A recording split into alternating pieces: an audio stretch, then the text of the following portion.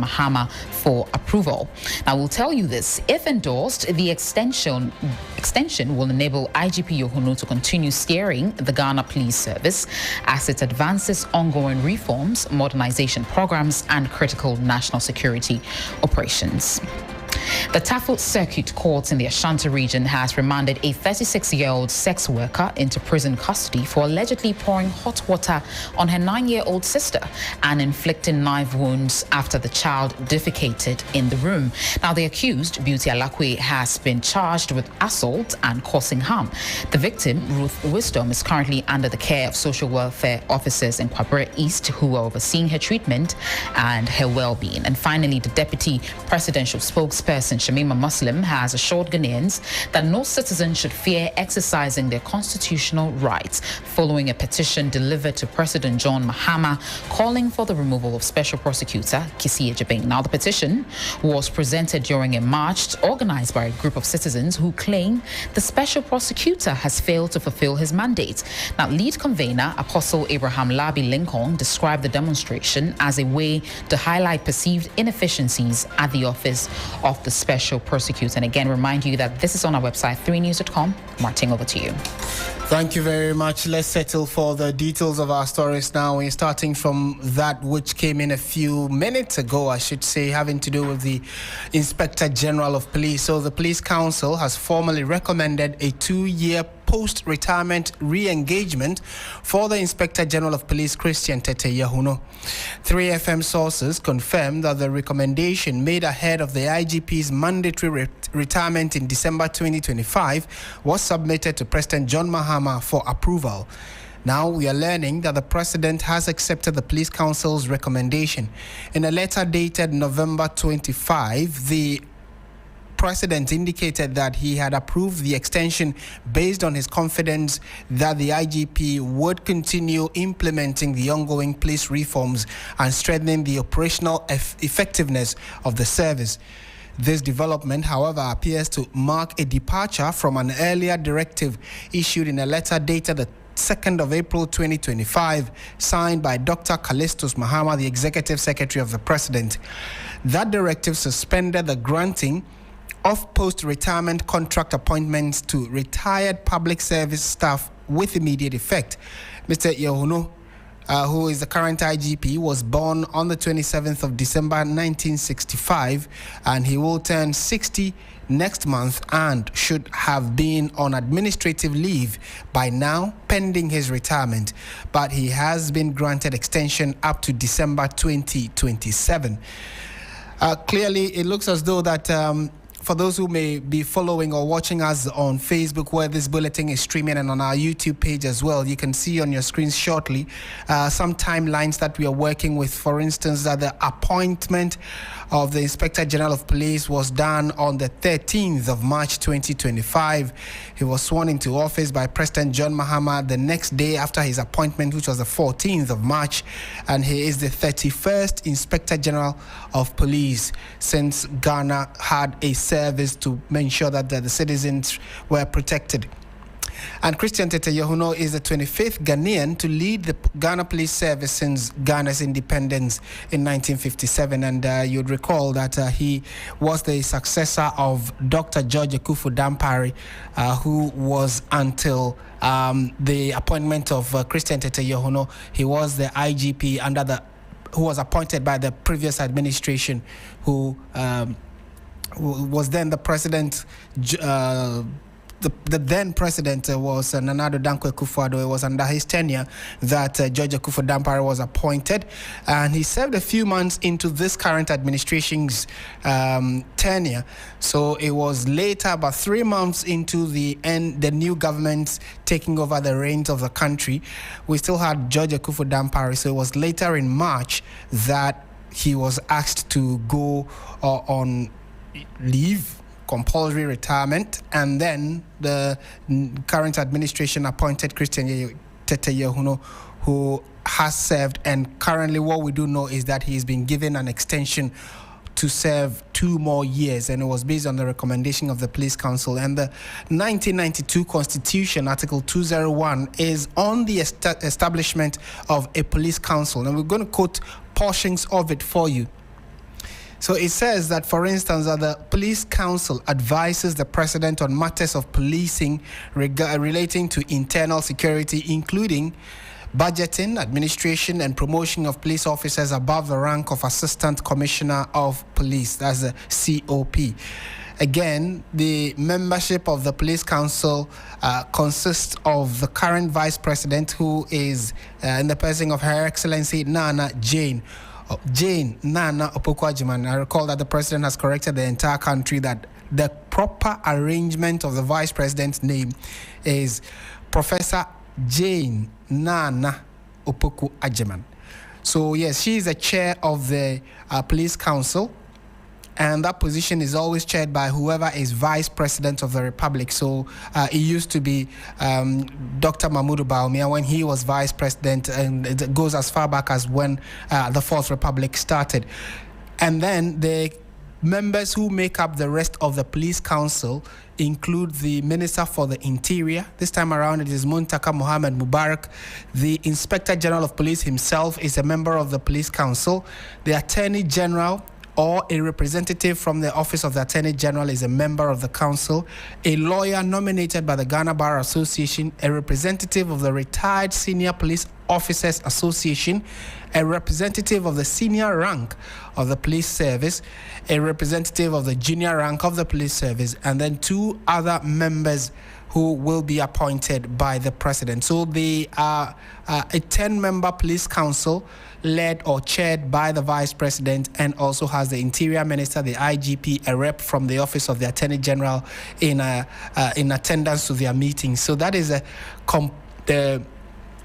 those that make up the Police Council, and it is based on their advice that they have asked the President to extend by some 2 years the tenure of IGP Christian Tete Yehuno. We'll try and get some further perspectives on this. And you recall that almost every time that a new IGP is nominated or a name is thrown out into the public of who is likely to become a new IGP, there is some public reaction to it. So when George Akufu-Dampare was named a few years ago, when his name came up in the media that he was likely to be the next IGP, there was quite some reaction. Security analysts, experts, and individuals and people within the police service all had reactions to it. Same was done for Christian Tete Yehuno, who many thought that should have even been an IGP longer or much earlier. But following some back and forth, well, the current administration thought that based on the kind of strategy they intended or had in mind for the Ghana Police Service, they will need a man of his experience to steer the affairs of the Ghana Police Service. And so he was moved from the position of an administrative officer to now be the substantive IGP, and has been there for the last few months. So let's try and get some security perspectives on this. What does it really mean? Joining us now is Dr. Victor Doke, who is a security analyst himself and a lecturer at the Kofi Annan International Peacekeeping and Training Center. Doc, a very good evening to you. Thank you for joining us on 3FM. Thank you for having me, Martin. Right. What do you make of this decision where the President has extended the tenure of the current IGP on the back of recommendation by the Police Council?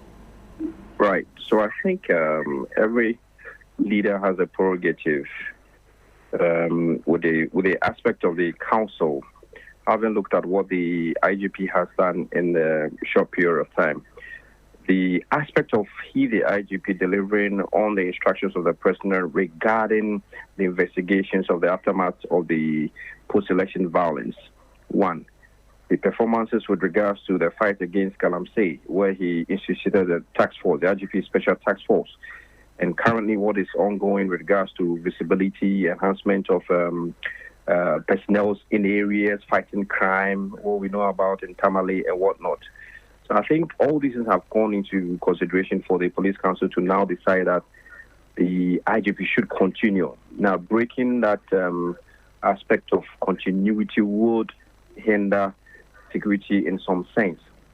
Now, going forward, how does it deliver more and not to, relapse on any kind of backlogs and then have some challenges is what we are looking at. If the president decides to go by recommendations of the police council, then he would continue his tenure. If not, then it means somebody else will come in. It will also offer an opportunity for new ideas, new opportunities, new spaces with regards to how we can now look at threats facing us. So all in all, whether he continues or a new person coming in will be good for the security space with regards to the police itself. Right. And do you, I mean, we may not be able to tell, but do you foresee or do you think that the president himself must have been in appreciation of what the current IGP is doing, for which reason he, in a few hours after the recommendation got to his desk, as we are told, he straight ahead went and said, okay, I actually do like what he's doing, so let's keep him in there. Considering also the fact that a number of restructuring is happening in the police service. So do you believe that it is based on the president's own appreciation of what Christian Tete-Yohonu is doing as IGP, for which reason he easily accepted this recommendation by the police council? Yes, of course. The president is someone who really observes and one that who respects human rights and ensures that his people he's leading are safe. The mandate he's giving to the IGP and what he has done so far, he thinks that he should continue based on the recommendations. But aside the recommendations, I know that he would be happy with the IGP's performance with regards to what specifically he asked for the IGP to do and it's been delivered. So that alone will give the IGP thumbs up, the eyes of the president, for him to continue. Now, going forward, what are the mandate for the IGP? We're looking at the festive season, and after the festive season, what happens? So he has a task ahead to ensure that trust, that kind of legacy he has started to build will continue. You mentioned a restructuring. Yes, not only the restructuring, but taking into consideration the well-being of the personnel. The promotions that he has done shortly with regards to the men who were able to fish out some criminals and all of these things. So these are things that the personnel, the men on the ground there want, the morale to be boosted. And trust me, when you go down to ask some of the personnel themselves, they will tell you that you should continue. So I think all of this added has given the president himself, as a citizen, first of all, the interest or the prerogative to put a stamp to it that the IGP should continue. And one of the praise this current IGP is enjoying is the fact that he was able to immediately investigate and put a report together on the the 2020 and 2024 election violence. Very much so. Yeah, so that is one of the things he's getting praise for. Exactly. I mean, take for instance, your boss asks you to do something within a space of some limited time, and you do it. What happens? You either get a promotion or anything, or that's a reward. So, right now, the concern that a few have also raised is the fact that his extension could block other people that were also in line, hoping that maybe in December, when his retirement fully takes over, then they can also get to lead the police service. How does this come to you, and how can Christian Tete-Yohonu as IGP try to reason with the other COPs so that there is no undermining or bad blood or unnecessary tension amongst them? If I'm not mistaken, the current crop of COPs we have are supportive. Why do I say so? Almost everywhere the IGP in his initial visits, we see the COPs forming the police management body, also going along with him. So the IGP is someone who likes to carry his subordinates along, or the management body along. So I wouldn't be surprised that all the COPs are in support of him continuing, so that the chain of security will not be broken. However, this kind of role he's enjoying now would only be challenging if he breaks that chain of trust with regards to him not carrying the police management body along with his decisions. So collectively, they all take decisions, plus the IGP himself. So I think if there is any other issue with regards to him continuing, we would have heard it by now. However, if he underperforms, it offers opportunity for all of us now to see and then recommend that somebody else should come. But I think for now, I can confidently say he has the backing of the COPs, and then he'll continue in the right regard, continue to carry them along for all of them, for the sake of the country and the peace of the country we're enjoying. There should be unity in one front. My final question, Doc, will be the first few months when he took office. He had some challenges which had to do with some by-election we had, and people were quite shocked at how the police seemed to were in 6s and 7s. They didn't know what was happening around them. You know, the Ablekuma North constituency election is a case in point. And on the back of that, I think there was another by-election, and it wasn't a by-election, it was a rerun of an election, and this time around he seemed to have gotten it right in terms of providing security. So that was a major test. Going into the new year, what, in your estimation, should be his key priority areas as IGP? One, we are looking at how we can sustain the peace and then fight crime. You know, every festive period brings about a lot of issues. Visibility is key. How we or he should be able to look at the visible aspect of his men being everywhere. And this comprises of if they have to acquire more equipment, operational equipment, vehicles, whatever that they need should be done. And then it would enhance the capability of the police themselves. Number two, intelligence building. In every success, when you talk about security, you need to have a robust, effective, efficient intelligence. That is very key. Collaboration with other sister security agencies, we need to look at more of those things. And what he has started with regards to his task force in Tamale, I had wished there had been a coordinated operation. So while Tamale is ongoing, Accra is ongoing, Sunyani is ongoing, Takrady is ongoing, Cape Coast is ongoing. So you only have criminals, running or trooping to other places and hiding and then coming back. So these are areas for one that I think you should look out for, and then, put in more efforts for the personnel to be also enhanced in these areas for us to have a safe festive season. Right. We are grateful for your time and your thoughts as always. Thank you so much. Thank you very much.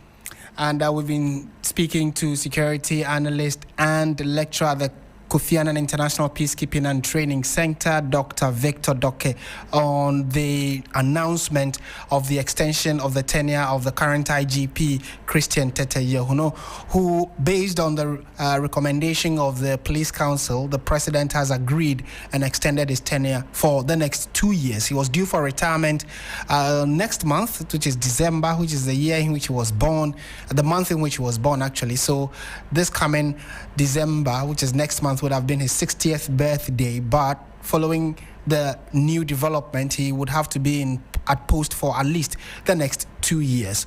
If you go to our website, 3news.com, you get to read the various reactions that are coming in, and also on our various social media handles, people are sharing their thoughts. You can also share yours with us on our Facebook page, 3FM 92.7, and on our YouTube channel. We are streaming this bulletin there. Your thoughts are always welcome.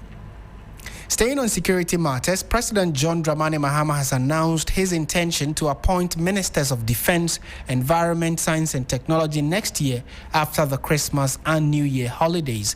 The President's comments come after several calls on him to appoint the substantive ministers following the passing of Dr. Edward Omane-Boama and Dr. Murtala Mohammed in the helicopter crash of August 6.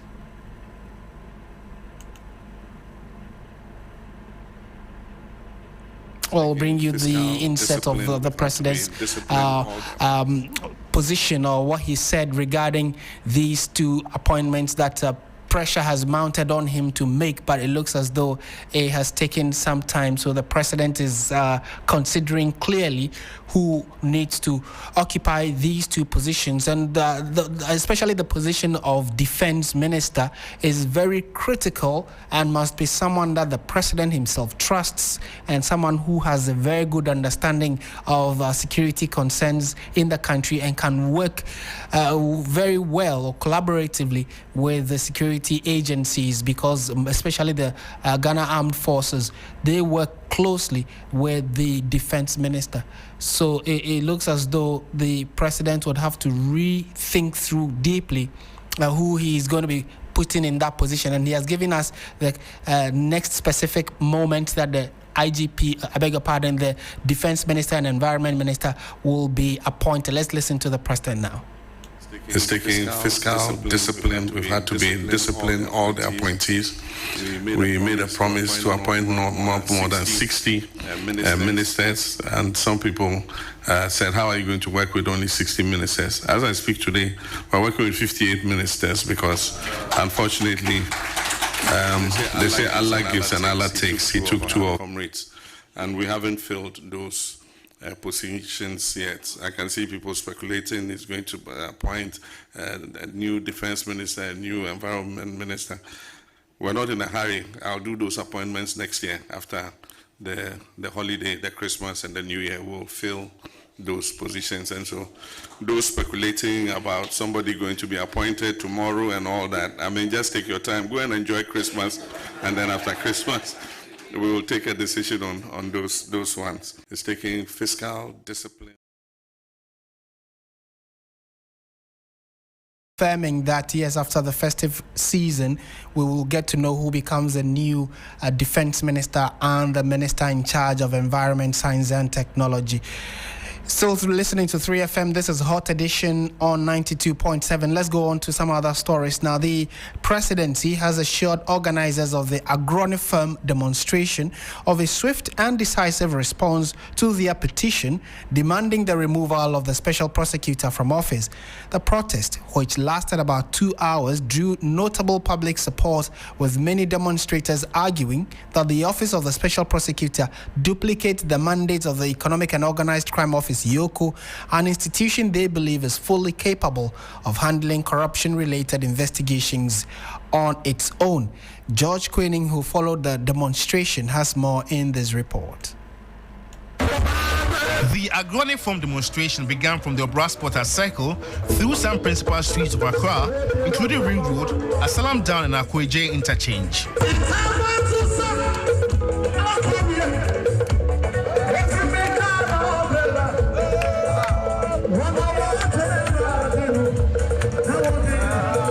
What was meant to be a one-man demonstration attracted other protesters to demand the removal of the special prosecutor, Asiedu-Dartey, over what the group describes as his failure to fulfill his mandate. Apostle Abraham Labi Lincoln is the lead convener. If it's not ready, we'll move ahead to another level. Me, I don't care. Listen, I staged a one-man demonstration. So me, I don't care about no more people that are coming home. I want to fulfill a mission, yes, and I fulfill it. Whenever I deliver my petition, I am done with what, and I'll come back again if I don't hear anything good news.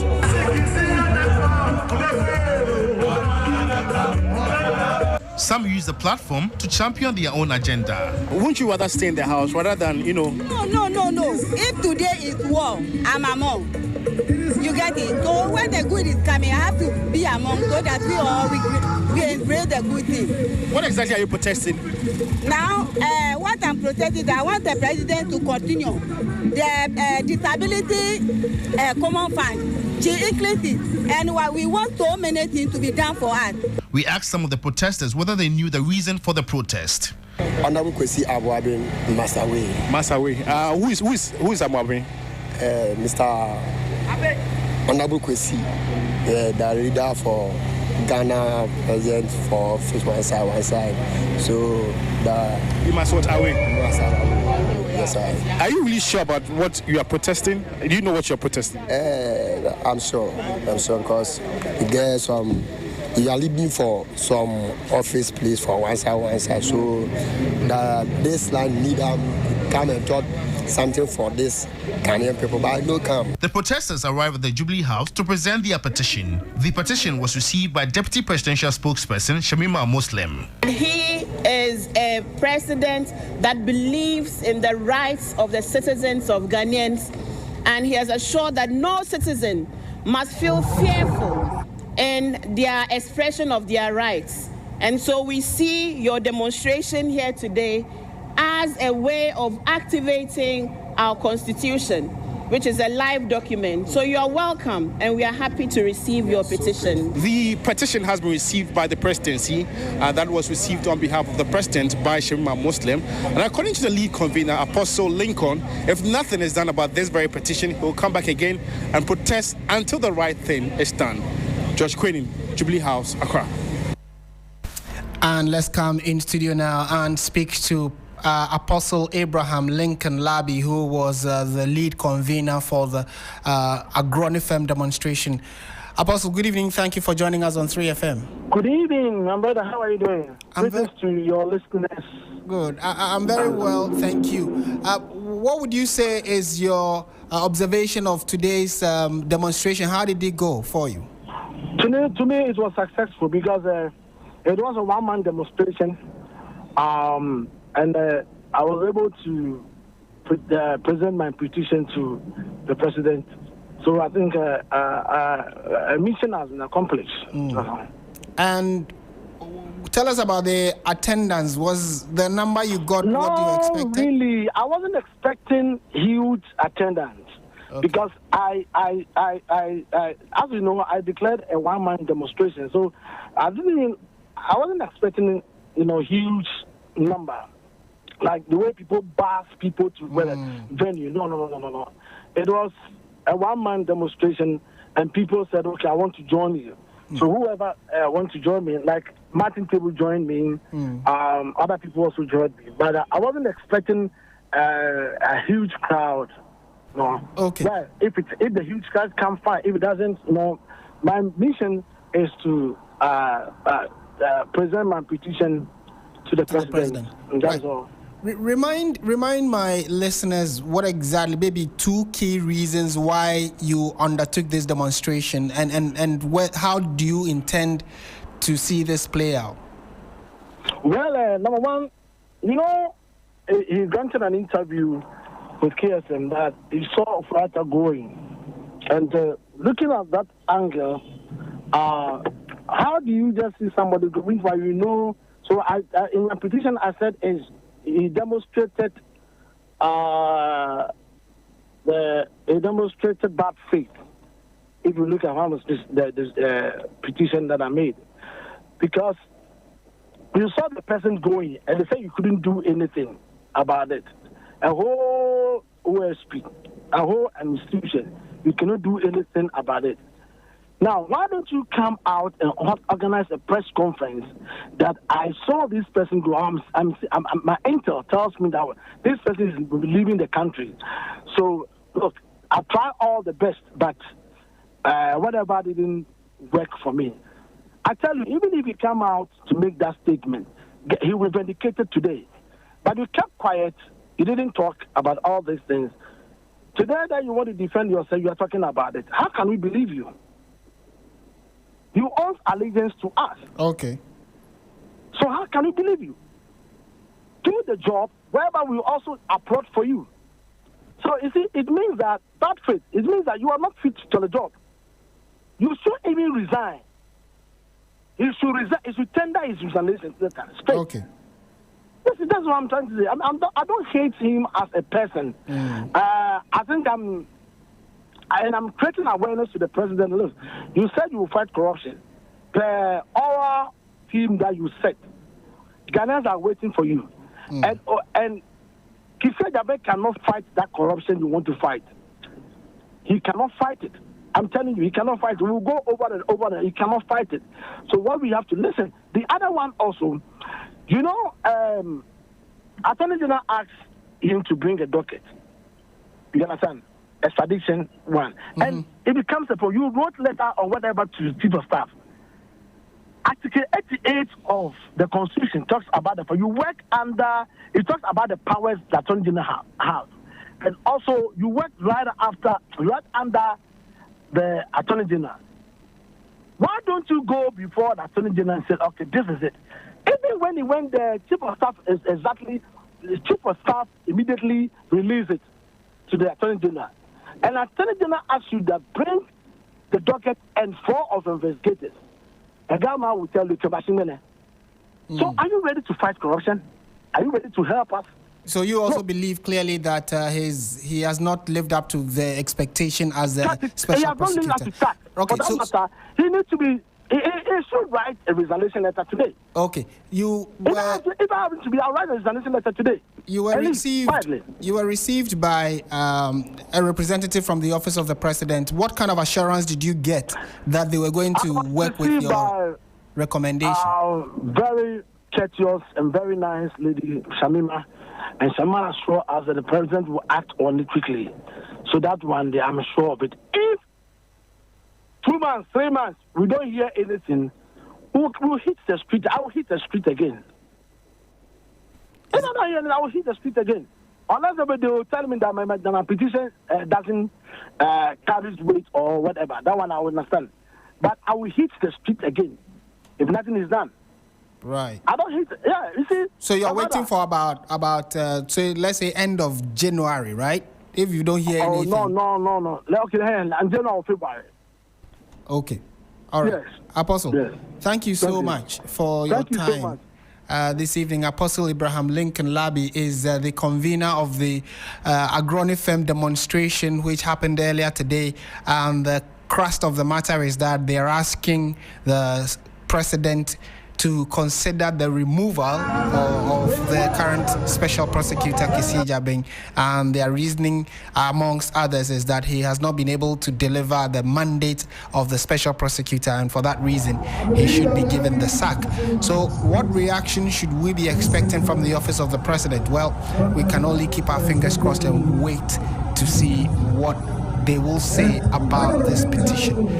Meanwhile, private legal practitioner Martin Pebu, who many of you know has been one of the key proponents of such a move, asking that the special prosecutor be removed, honored a second invitation by the office of the special prosecutor following allegations of corruption made by him.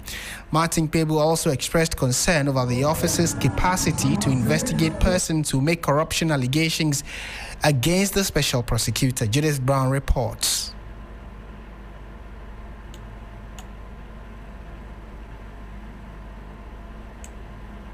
The special prosecutor invited him to office for questioning, an invitation he promised to honor.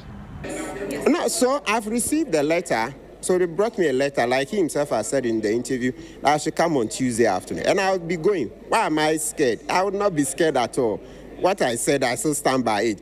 Well, I'm standing right here before the office of the special prosecutor, where private legal practitioner Martin Pebu made entry a while ago. And after a while of questioning, this is what he had to say. We've not yet reached that stage of providing the further and better particulars. There are a lot of legal steps we are trying to go through, so we are negotiating them step by step. The OSP has no capacity to investigate me over the comments. No. Rather, what they are asking for is, this thing you've said there's a certain corruption. Give us further details so that we can investigate that crime. That's it. So I now run away. But because it concerns the head himself, special prosecutor, and then some senior officers, usually the best thing is that you want to get a neutral body. My problem is not with the office. The office should stay. I'm just saying that because Asiedu-Dartey sat, he said he got, not just that, he got the information that Ken Ofori-Atta was about to flee Ghana. And Asiedu-Dartey didn't trust the Ghanaian people to help him by coming to give us the information as required by the preamble of the Constitution. He didn't get this simple constitutional law principle. And so with this, I just said, no. He can't stay in that office. He can't. And that is the voice of Martin Pebu, ending the report by Judith Brown. Away from that, the Education Minister Haruna Idrisu has stressed that government will ensure no student is deprived of their right to practice their religion. He was reacting to allegations that Muslim students at the Wesley Girls High School are being prevented from practicing their religion, the central issue in a suit filed by private legal practitioner Shafiq Osman. The Supreme Court has given the school 14 days to respond to the claims to pave way for the determination of the substantive matter. Speaking on the floor of Parliament on Tuesday, Mr. Idrisu, who is the Education Minister, stated that any action that denies students of their religious rights will not be countenanced. Mr. Speaker, let me also use this opportunity in debating the budget, since I speak as the present Minister for Education, that there is some ongoing debate on restrictions on Muslim students in Wesley Girls, which conflicts with international human rights standard and even standard expected of us in Ghana's Constitution under Article 33(5) and 26(1) of the Constitution. And then to assure our colleagues that we have a duty to uphold the rights of every Ghanaian child and to uphold the rights of every Ghanaian citizen. No right is divisible, and that we will not countenance any action by any person to deny any Ghanaian girl the opportunity to profess or practice any religion. Mr. Speaker, let me conclude. And so that is Haruna Idrisu, the Education Minister, making it very clear that the decision by the Wesley Girls Senior High School to prevent some Muslim girls or Muslim students from practicing their faith was not going to be countenanced. So like we indicated, we are all awaiting to see the 14-day period in which the school has been asked to reply or give its response to what exactly happened, so we can all have a clear picture of the way forward in handling this issue. This is not the first time such an issue has happened, so you would want to necessarily also follow, or if you go as far back as a few years ago, we have had issues of the hijab, we've had issues of why people who have different religious orientation cannot be in some schools. So it's quite a very touchy subject. However, let's bring you a bit more elaborate backstory and the way forward on some of these issues following the suit that has been filed by a private legal practitioner against the high school, Shafiq Osman. A high-stakes constitutional battle is unfolding at Ghana's Supreme Court, one that sits at the crossroads of religious freedom, educational policy, and the identity of faith-based public schools. At the center of the suit is private legal practitioner Shafiq Osman, who has dragged Wesley Girls Senior High School, the Ghana Education Service, the GES, as well as the Attorney General to court. His argument is simple but weighty, that Wesley Girls' long-standing policies prohibiting Muslim students from wearing the hijab, fasting during Ramadan, and observing certain Islamic practices breaches Ghana's constitutional guarantees of freedom of religion and rights. Osman's case paints the school's policies as discriminatory and unconstitutional.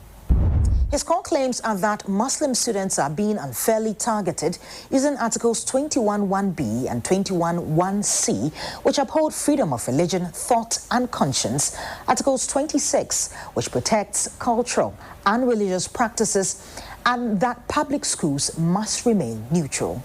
In short, the plaintiff contends that constitutional freedoms cannot be set aside simply because a public school prefers a particular religious tradition. But the state sees it differently. Representing Wesley Girls Senior High School and the GES, the Attorney General argues that the school's Methodist foundation is not incidental. It's integral, and hence its rules, he says, must reflect that heritage. He also argues that faith-based schools must retain autonomy and that the restrictions are not arbitrary. And according to the Attorney General, compelling the school to abandon these rules will dilute its distinct religious mission. At its core, the case forces Ghana to confront a delicate constitutional puzzle. Can a faith-based public school enforce religiously inspired rules if those rules conflict with students' freedoms? Well, critics of the Attorney General's argument insist that once a school accepts public funding and authority, it must place constitutional rights above denominational doctrine. Others argue that faith-based schools have the right to maintain their identity even within the public system. While in the end, the Supreme Court's verdict, whenever it may come, may reshape the landscape of religious expression in Ghana's public school and redefine how faith and constitutional rights coexist within educational institutions. Judith Brown, TV3 News. Right.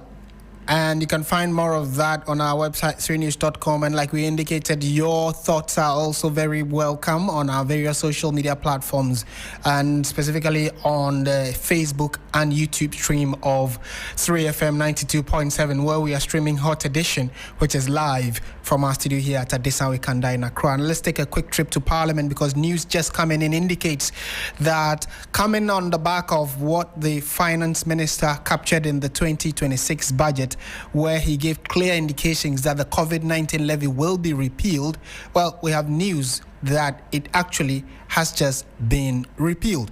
Our parliamentary correspondent, Christian Yali, joins us for a quick chat. Christian, give us clear confirmation and what the numbers were looking like in terms of those who were in agreement of the repeal. Martin, actually, when you look at it over the period since that announcement was made, we have known that both sides of the House have been in consensus when it comes to abolishing the COVID-19 levy. And so what was the remaining factor was a legal backing to that. And just like you indicated, the day the Finance Minister made the announcement during the presentation of the 2026 budget, he also laid before the House the new repeal bill, which was sent to or referred to the Finance Committee for consideration. Today, the committee brought the report. It was read for the first, second, and third time, after which it has been passed. But just to also bring our listeners up to speed, we know that the COVID-19 health recovery levy was introduced as part of fiscal measures to mobilize additional revenue to support the country's response to the COVID-19 pandemic, and also to facilitate economic recovery in the aftermath of the crisis. Now, when you listen to the Minister for Finance, he argues basically that levy, which was passed in 2021, has outlived its original purpose.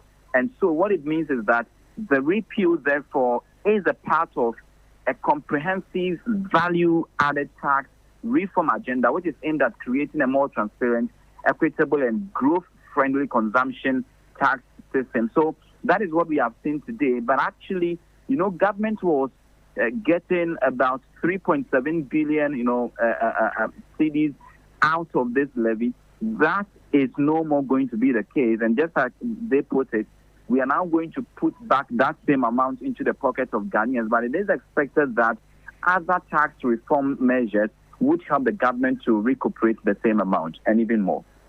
All right, Christian Yali, thank you for that update from Parliament. And the breaking news is that the COVID-19 levy, which many of you had serious concerns against, has now been repealed. And so you will not, effective today, or now that it has been passed, if hopefully by close of day today we'll get clarity. But from tomorrow going, if anybody asks that you pay a COVID-19 levy or is charging you for that, you can actually take the person on. Still in Parliament, though, we know that there has been a concern about sanitary pads that ladies use. So the Member of Parliament for Old Tafo, Vincent Ekosifwa, is claiming that government has overpriced the procurement of sanitary pads for girls, a statement that has been denied by the Education Minister. The 2026 budget has allocated 292 million cedis for the distribution of free sanitary pads for girls. But the NPP legislator says only 6.6 million of those packs of pads have been distributed out of the amount allocated, which means a pack of sanitary pad was bought for 44 cedis, about the standard market price. On the floor of Parliament, the Education Minister clarified that the 6.6 million distributed is not the final number, as government is still procuring more of those items. So let's listen to Vincent Ekosifua, and then we can, on the back of that, see if we can throw in Bismarck Ewusa to give us the latest in the world of business. In the 2025 budget, they themselves said it, that they are allocating 292 million Ghana cedis to purchase 1.3 million packs of pad. What that means is that, assuming that all the 292 million Ghana cedis was used, a simple calculation will give you 225 Ghana cedis per pad. Now, in the 2026 budget, when they came to this floor to now account to the people of Ghana how many pads has been distributed, in the 2026 budget, they stated that they have distributed 6.6 million pads. They have repeated the same figure in Appendix 4A of the budget statement. A simple calculation will tell you that 292 million Ghana cedis divided by 6.6 million packs of pad is 44 Ghana cedis, almost 45 Ghana cedis.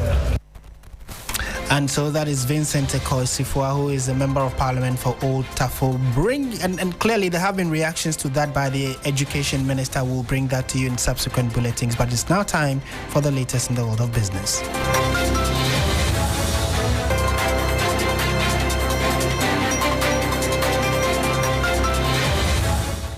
Hello, good evening, and welcome to the business segment on Hot Edition on 3FM 92.7 with me, Bismarck Ewusa. Coming up tonight, professional services firm Deloitte flags Bank of Ghana's 10% non-performing loans target as highly ambitious despite improvements in banking sector asset quality.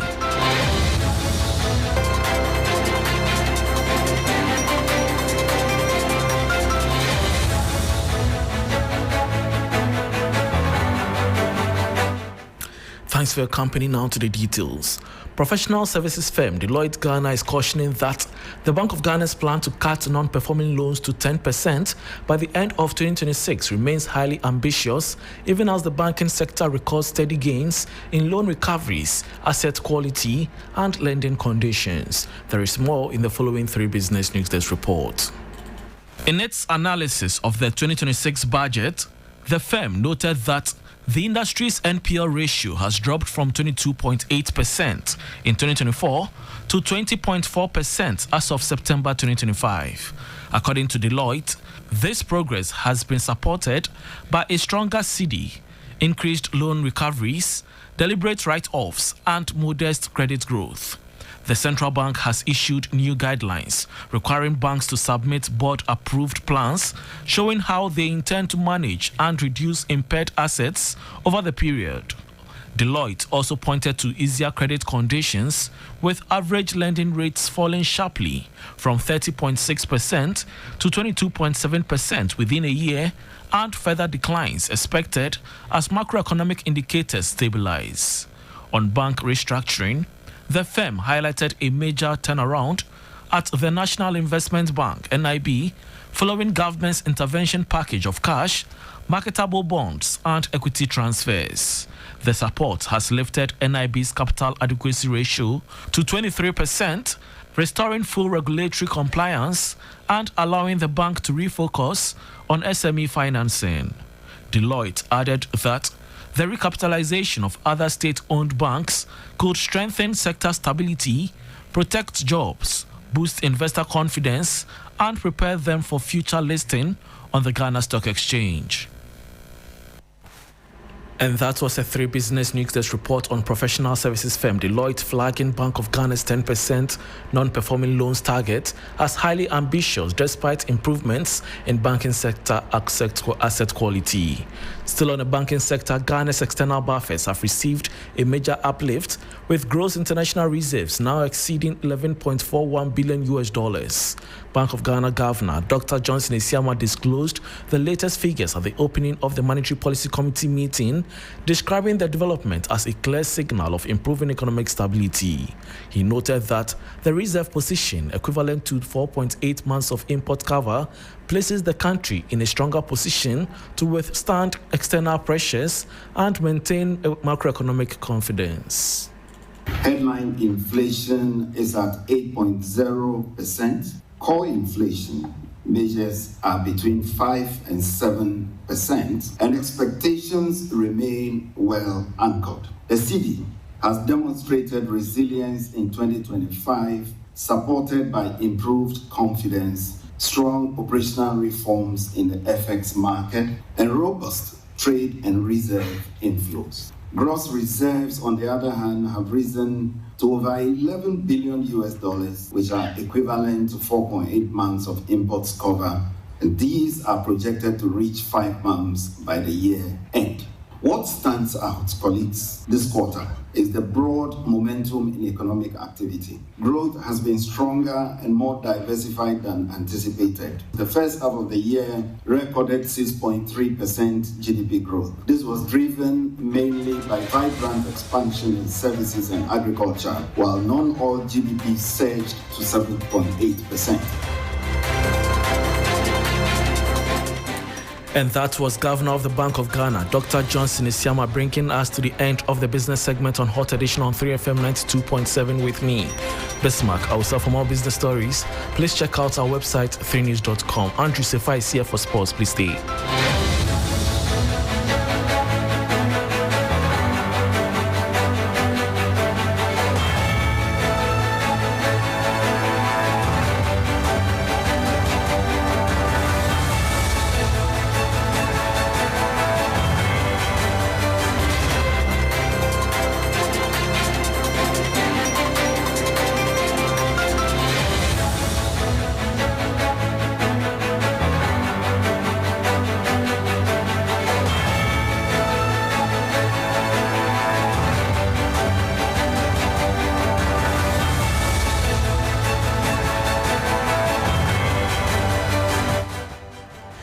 Hello, good evening, and welcome to the sports segment here on Hot Edition on 3FM 92.7 with me, Andrew Sifa Bamfo. Let's start off from the Champions League, where Galatasaray are taking on Royal Saint Union currently, while Ajax are also squaring off against Benfica in the early kickoffs. Later at 8 p.m, Bodo Glimt will also play host to Juventus, whereas Villarreal would also travel to the Signal Iduna to face Borussia Dortmund. Napoli will also look to get their campaign back on track when they do take on Karabakh, while high-flying Marseille would also take on Newcastle United. Meanwhile, Manchester City are also set to take on Bayer Leverkusen at the Etihad Stadium in what will be Pep Guardiola's 100th Champions League game with the Sky Blue. City are yet to be defeated after 4 rounds of games this season, scoring 10 times and conceding 3 times. City boss Pep Guardiola has assessed his team's campaign so far ahead of their tie against Bayer Leverkusen.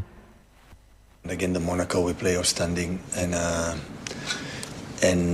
now we start the last 4 games, 2 at home, 2 away tomorrow.